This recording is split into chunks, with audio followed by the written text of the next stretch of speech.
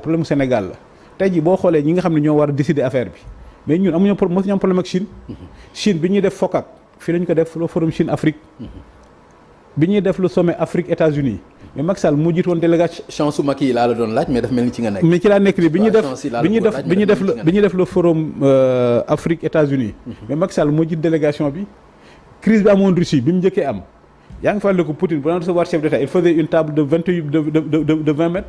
bi muy recevoir Macky Sall dafa ñëw ba ci escalier accueillir ko les Russes doon ñuy wax mais kii mooy kan parce que c'est l'une des rares fois on voit le président de la République le président russe ñëw accueillir quelqu'un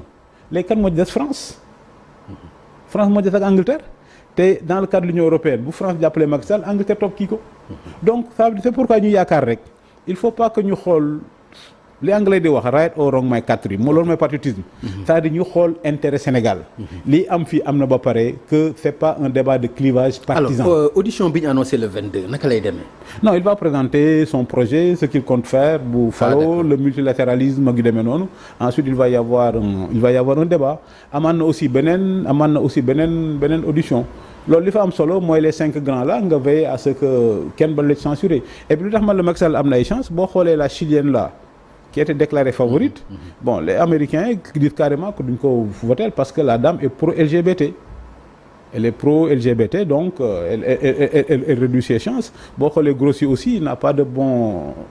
de très bon rapport avec. Macky li mu nekk jullit dina ko bokk na ci ay chance. waaw jox ay chance yu bëri. xaaral sax ma wax la benn affaire. parce que aussi il faut Sénégal ñu xam loolu. Macky adduna bépp le monde musulman umma islamique dëkk yëpp moom la ñuy jàppale xam nga lu tax.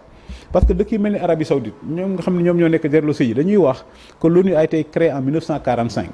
nous sommes en 2026 il n'y a jamais eu de musulman qui a dirigé l'ONU donc c'est pourquoi c'est ça que j'appelle la théorie des cercles concentriques le premier cercle mooy le cercle africain ñun ñëpp Sénégal Afrique on sera fier que am un Africain mu jiite ONU beneen cercle bi mooy le monde